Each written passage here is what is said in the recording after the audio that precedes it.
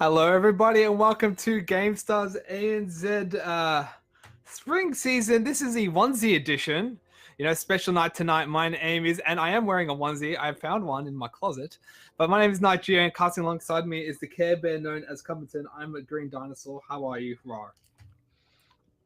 I'm great, thank you. I'm a big pink bunny, I as thought it you was a can Care see. Bear. Mm-hmm. Um, so I hear during that break we had some developments, George. Yeah, so, ladies and Yeah. gentlemen, we are unfortunate news. It's sad to say, but I believe Rinse and Delete are pulling out in tonight's match. I believe it is due to the fact that they're some unable to play more. Since, well, the host to the team themselves, some internal stations led them like a full team tonight. We are unable to play. Let's just not. And that's how. But we have not failed you. Us at GameStar have found another game for you to enjoy, and that is going to be the team of Egirlz Slayer taking on the people you love to hate. Well, it really depends if you love Yeah. them or hate them. But this is going to be another best of three. I believe we're up to. I think this is game two. Yeah, so we missed So out I game think we need one, to, but let's pick yeah, it we up. need to find out who won game one. Just. So Eagle Slayers won game one. So are they gonna be able to carve up the series 2-0, or will the people you hate bring it back in the second game? That's what we All really right, want to know. let's be real. If oh no, sorry, it's Deadpool. If Deadpool gets his Diablo, I have a very strong feeling that they're going to perform very, very well. That is what we saw last week. He needed to be banned. Whenever he was available, Deadpool just locked it in. Once he got banned, he deviated off of Diablo. We saw him, I believe, pick up the ETC, and I believe that was just all she wrote for the people of you hate.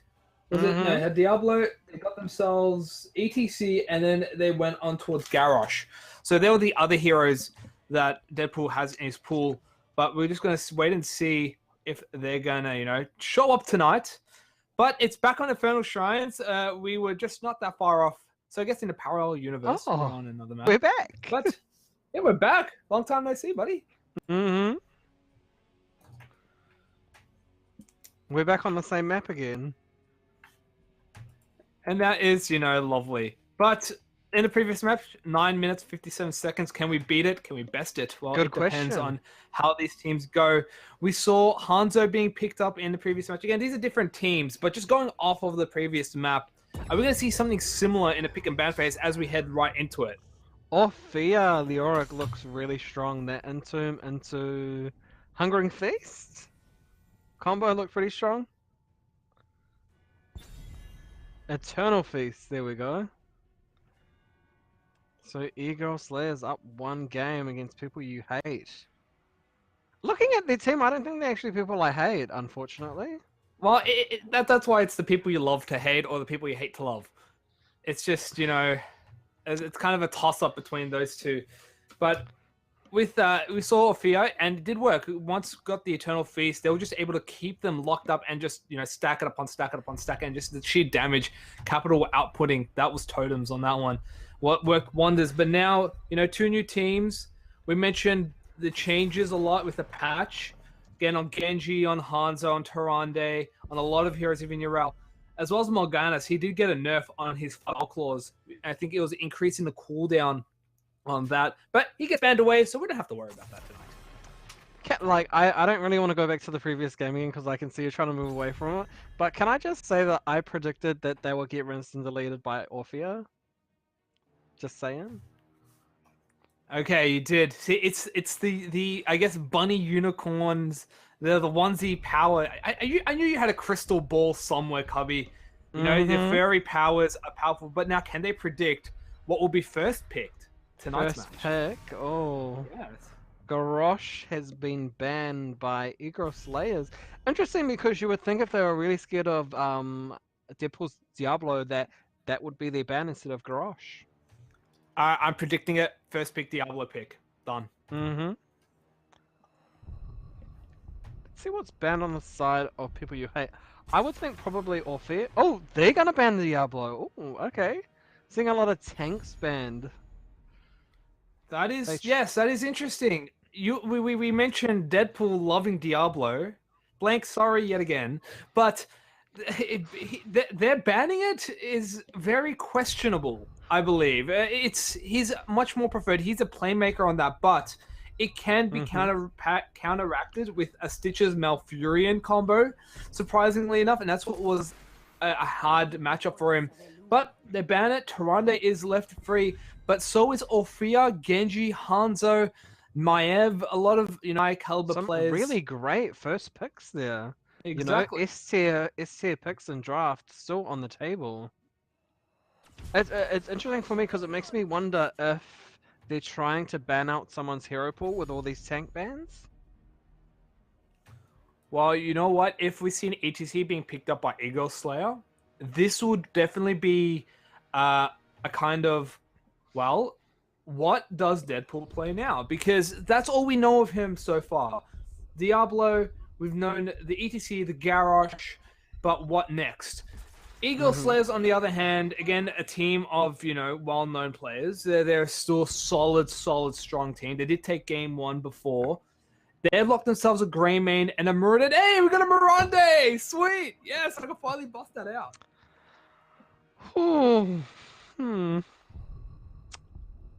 I don't know if I'm a fan of Mirande, but moving on. Get the ban on the Malthael. Interesting that they are going for a percent-based damage dealer when so many already high damage, not high damage, high HP characters have already been banned. Okay. In before they lock in Tychus, pick Cho'Gall. Done. Right here, right now. I can see it. Oh, but Greymane. Bullet. But, a crystal ball. That's what it's saying for me. And now Zeratul being banned away. Safe. He's a very strong kind of melee assassin that does get in the backline, can cause a lot of havoc. That Void Prison just works wonders. So it's a safe ban away to prevent any kind of snowball turnaround team fights with that. But now it's up on towards the people we love to hate, and they're looking at the Anub'arak and the Nazebo. Hey, we haven't seen him quite some time. He's making his entrance in Nexus as well. Cubby, thoughts on that?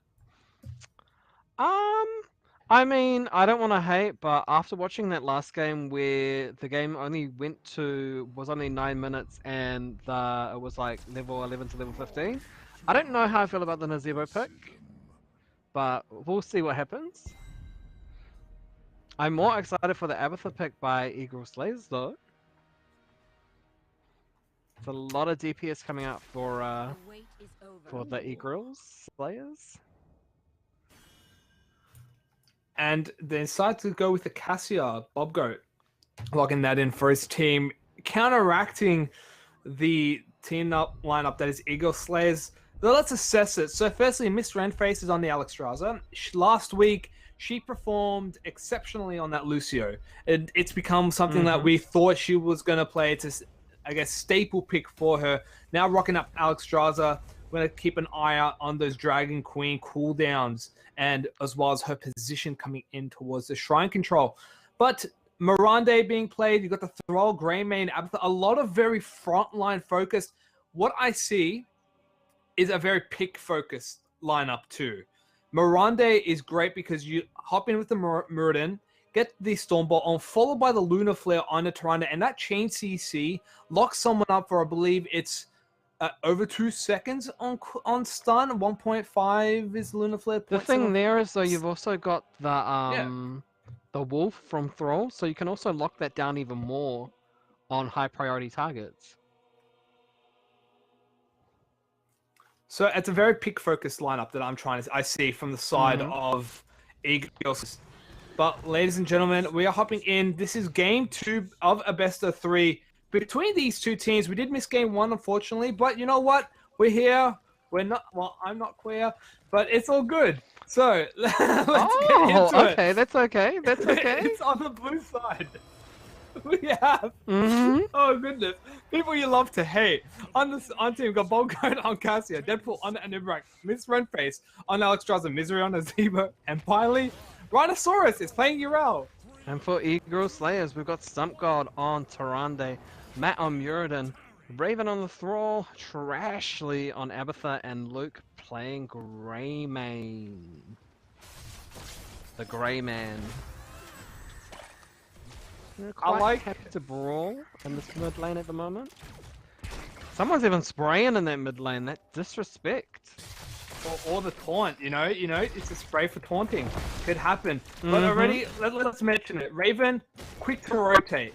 You know, slow to the fight, Rhinoceros. But then again, none of the minions have died, so he's not really missing out on that experience. So it works out for wonders.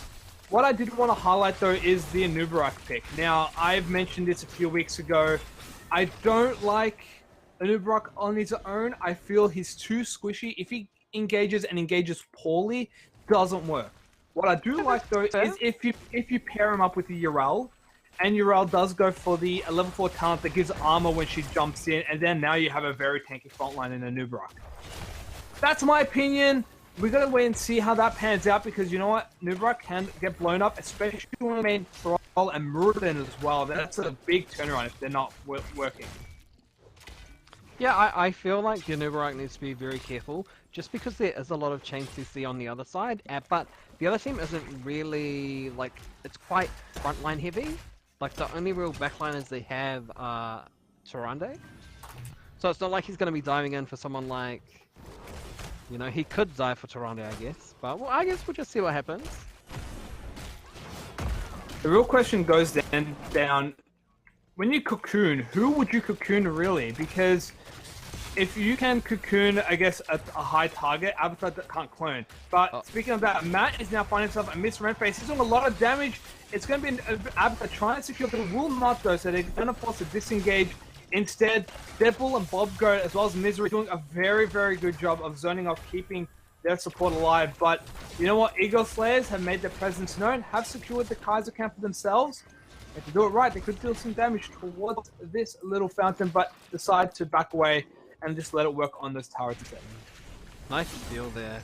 And too bad they couldn't pick up the kill on Miss Renface, but at least people you hate will be quite scared now. Some more brawling in the mid lane. Look, it looks like Egirlz Slayerz are just happy to, you know, bully Miss Renface whenever they see her. And that's, you know, the aim of the game. You can blow up the support, you blow up the sustain. Works wonders. They have the dive potential in the like of Greymane. You got the Sundering if Roll decides to go for that pathway. I think it's most likely.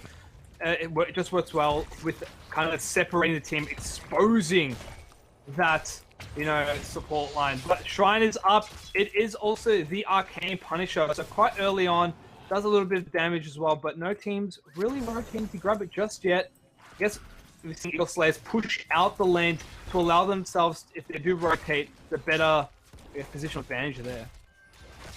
And just like we got Luke starting on the Shrine now. People you hate grabbing that Bruiser camp in the top lane, just to get a bit of pressure on while this while the Shrine is up. But it looks like if they're not careful, that they're just going to be giving the Shrine straight over to Egirlz Slayerz uncontested. It looks like they're heading in now, but is it too late? 26-0. They're going in for the engage. Avatar's up in top lane, but Thrall's also behind. We'll see Miss Renface popping that Dragon Queen, looking to zone out Raven. Avatar is going to try and keep the sustain. Meanwhile, Rhinoceros on that Egirlz, looking to, you know, zone off, disrupt the enemy team. They have regained control here, so they're now starting to stack up. But 35-14, Dragon Queen has ended for Miss Renface. See how long they can last as the cavalry has arrived for Egirlz Slayerz. Still trying to zone 35-24. It's ticking. They're engaging. Deadpool is going to be the first to fall. That is one down. Next is up focusing towards Rhinoceros. He's forced to leap away. And this allows Egirlz Slayerz to secure the first Punisher and apply pressure in its bottom lane. And thanks to Abatha, they don't really get too much pressure off their camp in the top lane. However, Punisher pushing down in the bottom. Oh, Matt is so deep. He's looking to at least cause some problems there, but not instead missing his Stormbolt. Just, I guess, forcing the back off this Punisher, allowing the rest of the system of Stump God and Luke to deal with that fort wall. Has taken the turret to Punisher very, very low. Will drop soon. Deadpool's there to cause any other potential structural damage to cease at that point. You know, Fort is still a lot. Egirlz Slayer. Deadpool looking for a game match just leaves to see all spare and love them more. Matt is playing super disrespectful at the moment. Just jumping in a 3v1, throwing a Stormbolt, and then just running away. I don't know how I feel about it myself. Oh, actually, a little bit too deep. Could be careful get engaged on, but you know, respects Deadpool, backs away, and they're gonna secure this other Kaiser camp. So full level advantage in the side of Egirlz. We're seeing the sustained build that is Abathar, all the shields, all for days, getting the sustain up alongside Tyrande, just able to keep the high priority cards up. But game plan. Luke jumping in and taking out Misery there. Unfortunate, Misery trying his hardest to anchor on that camp down the bottom, but just gets taken out by the amazing DPS of Greymane. Gotta respect the Greymane. He's a bursty, melee assassin, and that's what he does wonders. Once he gets go for the throw, oh, hell breaks loose. And Deadpool is gonna walk into it with a 3-man tough Egirlz Slayer, but will be able to back away Boris to safety. So he's all good. Matt is on this Kaiser camp. Should secure it, but here is Misery as well. They're around the lingering, they're trying to do something. Matt Azra is taking a bit of damage. Meanwhile, Miss Renface has popped Dragon Queen. Bob Goat is taking down a half health. It's standing. Matt is also down below half health. He's dropping. He's forced to pop the to survive. Meanwhile, Trashly did use his clone ability as well, and they're looking to regain the control of this camp. Deadpool doing his best to soak up as much of the CC, has done wonders, taking the Stormboat, this Renface, leaving the back way, but Luke is going deep, son, but he's gonna fall. His teammates are trying to secure the Kaiser camp back, they're gonna back away, and that is a little bit too deep there. Luke has fallen, that's one kill down, but still no XP for the side of, you know, people you love to hate. But Matt, he ain't done yet against Deadpool, so there's a return kill there. And finally, the Kaiser camp does go over to Egirlz Slayerz. You know, I was actually going to say there, this is that moment where you get ahead and you start getting ahead of yourself. But the fact that they picked up that counter kill there, it just shows that it's not playing arrogant, it's just outplaying. And so what's actually really unfortunate here for this the shrine that's coming up, Miss Renface most probably won't have Dragon Queen up, so they're not going to have that cooldown to control the point here, just due to that fight. It's going to be unfortunate. She does have Cleansing Flame though for the AoE sustain, but if they're going to lose a member, and that is Misery on a Nazebo, now that's going to be a different story altogether. Level 12, level 10. They have a big talented advantage just yet. Deadpool burnt one of his stuns. Meanwhile, there's the damage coming out. The Cocoon onto that, so that's going to be smart. Taking away the tank. There's going to be engaged. Deep down, Luke and Stunspot below half health. Trash, using the clone in order to at least kill all zone off any high potential threats. Deadpool 2-1. Damage for a turn, as well as Bobgo go for a threat on Luke is ready, but he ain't going to use it. It's going to secure the kill onto Bobgo. Meanwhile, Tyrannosaurus falls, Misery taking damage back away, then uses his ultimate to deal with something, and that is going to be Egirlz Slayerz.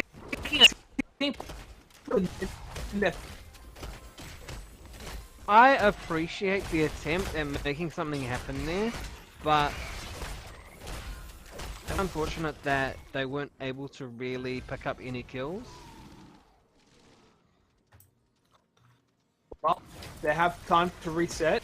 Unfortunately, they have used up a lot of ultimates, and that is something to keep an eye on. Cocoon will be up, as well as Ball Lightning on Bobgoat to try and do something. 7 stacks now in favor of Egirlz Slayerz. The talent advantage is not something to dismiss. Keep an eye out. You've got Sundering as well. So everyone, Firefight is ready for both teams, and now they're setting up themselves. Double root coming up from Raven, going to deny Rhinoceros' engage. But Misery and Co are working on towards this creep, dealing some damage, catching up 13 to 18. So they've caught up on creeps, but do they have they caught up in experience? Cocoon is popped on towards the map. Now Deadpool is focusing on towards Luke, trying to do some damage in the backline. Bobgo will be zoning the Raven, but they're not able to get any picks off just yet. Matt is back up. There's the Dragon Queen, and now they're trying Deadpool so low, but he's the out. Meanwhile, they've got Luke, they got the kill on towards Mrs. Rampage. Bobgo's going to be the next. Great double stun coming out from Stump. God, Luna Fled does wonders now. Rhinosaurus is target number 4, and finally Misery is in a place of misery as he gets stun locked, drops, dies, and that's Luke, assisting Matt for that kill. Get themselves working towards that shrine now, but Covington, that's another team fight down, and Egirlz is just, putting their foot, asserting themselves on this map. Pentakill, 10 minutes. One thing I will say, at least this game has gone longer than the last one that we seen on Infernal Shrines. I mean, the levels are looking similar, but, still all the structures are up, so I don't think we're going to have quite a quick game this time. They're doing a good job in terms of dealing with the Punisher, and that's something to highlight so far. They're able to bait it over, at least deal some damage, and when they do see someone like Matt, which is doing it yet again, looking for the engage, trying to get on towards Misery, he gets slowed down, and it's going to be Raven securing that kill. They tried to disengage off that, but unfortunately it didn't really work out then. But they're clearing it up, taking it quite low, up towards the keep walls now. And they're taking some turret damage, a double stun on towards him. Oh, Rhinosaurus is forced to pop the Ardent Defender. So he's still alive. Ball lightning also used. Cocoon is ready in case they want to pull that trigger. But it does. Up on towards Raven. Now looking to get some pick off, but Stump God uses the ultimate to keep his teammates alive. And they're unable to do that cleansing flame. Also is followed by Sundering, and Deadpool's going to be the first one to drop. That's one down. Now can they get another kill? Trashly will do some serious damage, but he ain't gonna get nothing tonight. Finally, Misery tries to scare him away with a wandering spirit, a ravenous spirit, really. That's just wandering down middle lane. So the unfortunate thing there is that the Who You Hate have just used all of their ultimates. They're on cooldown. There isn't really any objectives up at the moment, so they should have the majority of those back up by the next shrine, but it just means that Egirlz Slayerz are going to be able to dominate the map for the next minute or so until they can actually do something. And now they've decided to look to paint the map red, which is a strategy that a lot of teams, when they are ahead, do. It is in order to apply consistent lane pressure.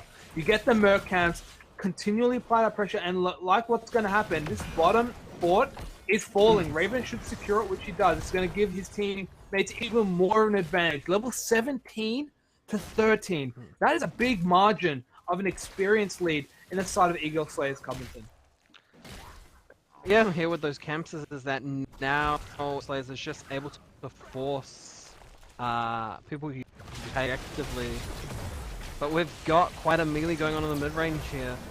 Harassing everyone, and Sundering picks up the kill on Cassia. Oh, yeah, unfortunately, Luke wasn't able to secure the kill on his own. Did use go for the throat though. Didn't get the final pick. I guess it was just a little bit extra health on the side of Bobgo. Sundering used for the execution. But now with that big cooldown, or ultimate on cooldown, it's going to see for, I guess, a talent here behind, but it is up to people you love to hate to try and fight back. Ravenous Spirit has been used. Rhinosaurus looking in fact, Matt gets the interrupt on towards Misery. He gets cocooned in retaliation. But the rest of Egirlz Slayerz just take it nothing inside to execute. That Deadpool. Now this up towards this middle keep. They're doing so much damage to it. It will fall in this matchup. But Egirlz Slayerz, as soon as something happens, they're just able to blow up the time. In fact, look at it, Matt. Looking to get the engage on Misery. We'll get the kill thanks to Trashly on the Avatar. And it's now 3 members down for the side of people you love to hate. And guess what? Shrine's activating in 10 seconds. 10 seconds, and not everyone's going to be up for the beginning of this. And I think Nazebo won't have Ice Block when he comes back either for a while too. I think that was actually quite a wasteful use of Ice Block there, seeing as I think he was dead either way. But here we go, moving into the Shrine. Luke's getting that started. Abatha just pushing that top lane, trying to get as much, get these lanes pushed out as much as he can. It's interesting. It's at that moment where you get a Thrall who's given your team almost 18,000 experience compared to if I was only done 12. So you know what? The Thrall's doing a better job at soaking than the Avatar, but That's still 18,000, 12,000. That's 30,000 experience, and that's what we're seeing in the tally board, 14, 19. But enough of that is up to the team fights now. The blind's happening. In fact, Luke is getting turned on. He's taking so much damage. Meanwhile, in the backline, Raven secures a kill on Misery. That's Nazeeba falling yet again. Trashly has claimed himself a mat. Stun City, baby. It's working. Locks up 2 members, Bobgo and Deadpool falling. Rich Renface forces Dragon Queen, trying to survive, but will fall. Next focus is towards that Deadpool. Gets rooted, gets locked. He is falling. Can he get away? No, he falls. Meanwhile, Punisher has been secured, and Slayerz, oh dear, he has to run for dear life. We'll get away, but that's another fallen side of people you hate. And Egirlz is just looking so dangerous tonight. And you know how in the draft we talked about the chain CC? One thing we didn't take into consideration was Trashly loaning Muradin there, and that actually gave them a 4th stun. Well, it's what happens. I mean, that's forced to just lock up and execute. And that's where you get Thrall and as well as Greymane for all that execution damage. In fact, Luke did it yet again. Getting some Bobgo as well as securing on towards Misery. Rhinosaurus did use undefended before, but this keep is taking damage. Stomp God is making work of that. Meanwhile, the rest of the team just clearing up and back on Raven and Luke.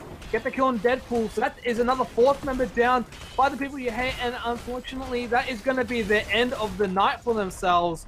End of the week, actually. As Slayerz have taken game 2 in a pretty convincing fashion, Covington. To be honest with you, my only comment about that game is delete. Because I feel like the people you hate were just getting deleted left and right. Well, it is that's you're right. I mean, the instant they got the right target, they got the jump on. So Matt gets de-engaged, gets a Stormbow. We saw the Lunar Flare coming in as well. That's a Mirande for you. And just that lock was enough for Thrall as well as Greymane to just, hop on, get the execute, and that's all she wrote. And I mentioned it earlier, Anubarak is pretty squishy for a warrior, and we saw that. He was just obliterated as if he was just a simple ranged assassin in those matches. So it was unfortunate to see him there. The Zebra also getting picked off before he can do much, but it was a tough game. People you love to hate did not give up. They still fought to the bitter end. Unfortunately, they were bested by Slayerz. Now, ladies and gentlemen, we will take a break, and when we come back, we'll have another best of 3 lined up for you. My name is Nigeria. I'm casting alongside Compton, and welcome to the Onesie Night. We'll see you soon.